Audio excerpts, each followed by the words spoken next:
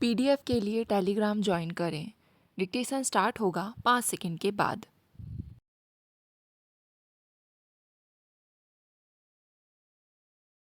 महोदय, प्रशासनिक हिंदी का आशय है राजकाज की हिंदी, सरकारी हिंदी, कार्यालयीन हिंदी। हिंदी के इस नवीन स्वरूप को मान्यता स्वतंत्रता के पश्चात मिली है।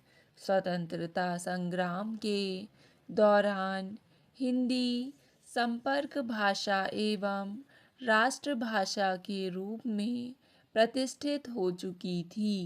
वहीं हिंदी स्वतंत्रता के बाद राजकाज और प्रशासन के क्षेत्र में अपनी नई भूमिका के साथ अवतरित हुई।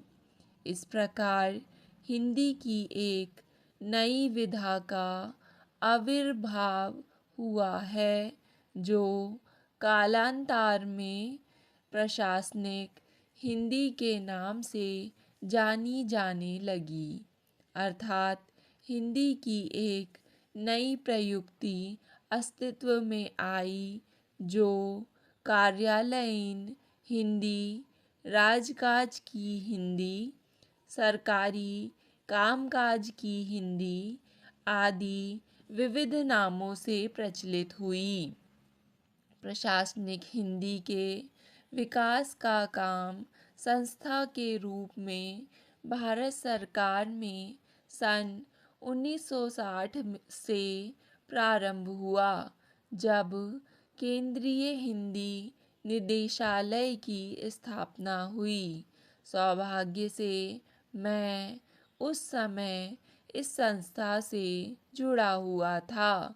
मुझे याद है उस समय हमारे पास कोई सहायक सामग्री नहीं होती थी, कोई मानक शब्दावली नहीं बनी थी जिससे हमें मार्गदर्शन मिल सके। ले देकर डॉक्टर रघुवीर का कोश था जिससे हम यदा कदा सहायता लेते थे।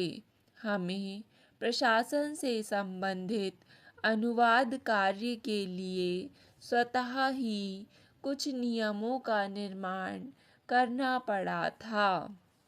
यूँ प्रशासनिक हिंदी में अनुवाद का प्रमुख स्थान है। अंग्रेजी शासन में जो सरकारी कामकाज हो रहा था उसका रूपांतरण हिंदी में जाना आवश्यक था। प्रारंभिक स्थिति में अनुवाद कार्य में लगे हुए व्यक्तियों के सामने एक ही आदर्श होता था कि अंग्रेजी के पाठ को सरल शब्दों में और छोटे छोटे वाक्यों में रूपांतरित किया जाए ताकि वह आम आदमी की समझ में आ जाए। हम लोगों को यह बात समझ में आ गई थी कि अंग्रेजी शासन चलाने वाले लोगों की भाषा है, जिनको जनसाधारण तक पहुंचाने की कभी भी ज़रूरत महसूस नहीं की गई, जबकि उसे आम आदमी की छाया से बचाकर रखने की कोशिश की जाती रही। यह शासक और शासित के बीच अलगाव या दूरी रखने का प्रयत्न था। इसके विपरीत हम मानते थे कि हिंदी लोकतंत्र की भाषा है, स्वतंत्र भारत की राजभाषा है। यह शासक और जनता के बीच सीधे संपर्क और संवाद के लिए वचनबद्ध है। हमारी कोशिश रहती थी कि अंग्रेजी और संस्कृत के भारी भरकम शब्दों का प्रयोग ना हो, लंबे वाक्यों को दो या दो से अधिक छोटे छोटे वाक्यों में बदलकर लिखा जाए। चूंकि शब्दावली नहीं बनी थी, इसलिए अनुवाद के साथ हमें शब्दावली निर्माण का कार्य भी करना होता था।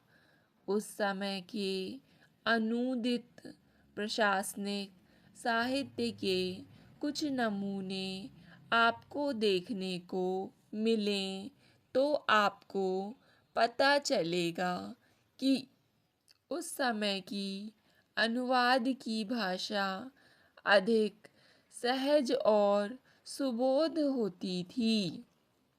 मैं तो आज भी प्रशासनिक सामग्री के इसी प्रकार किए गए सहज, सरल और बोधगम्य अनुवाद का पक्षधर हूँ। इस अनुवाद कार्य को अधिक व्यावहारिक तथा वैज्ञानिक रूप तब मिल सका जब भारत सरकार ने शब्दावली का निर्माण शुरू किया। महोदय, यह काम निदेशालय के ही एक विभाग में किया गया, जो वैज्ञानिक तथा तकनीकी शब्दावली आयोग के नाम से बाद में एक पृथक आयोग बना। इस आयोग ने प्रशासनिक विषयों के साथ ज्ञान विज्ञान के विभिन्न विषयों की शब्दावलियाँ बनाने का काम हाथ में लिया। विश्वविद्यालय स्तर की पाठ्य पुस्तकों एवं अन्य प्रामाणिक ग्रंथों के अनुसार अनुवाद का काम भी आयोग ने संभाला। यह अनुवाद कार्य विभिन्न ग्रंथालयों की ग्रंथ अकादमियों की देखरेख में होता था और आयोग में शब्द निर्माण का कार्य केंद्रीय स्तर पर किया जाता था। इससे अनुवाद के कार्य में गिरावट आई। अनुवाद और शब्द निर्माण के कार्य में दूरी आ जाने से दोनों कार्यों में शिथिलता आई, दोनों के स्तर में कमी आई।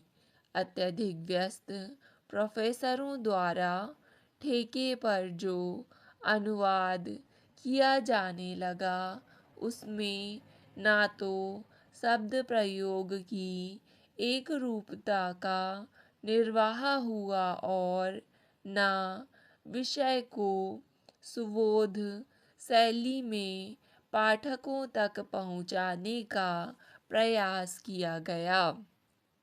परिणाम स्वरूप हिंदी ग्रंथ अकादमियों द्वारा प्रकाशित कई पुस्तकें विश्वविद्यालयों में लोकप्रिय न हो पाईं। अनुवाद श्रम साध्य कार्य है। अनूदित कृति को मौलिक रूप प्रदान करने के लिए विषय को संपूर्णतः समझकर तब अपनी भाषा में रूपांतरित करना होता है। इसमें जल्दबाजी की गई तो अर्थ का अनर्थ हो जाता है। साथ ही यदि शब्दशः अनुवाद किया गया तो भाषा कृत्रिम, अस्पष्ट एवं दुरूह हो जाती है।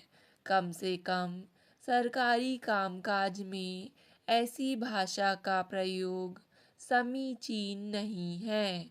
यों हिंदी भाषा में शब्द की रचना की असीम क्षमता है।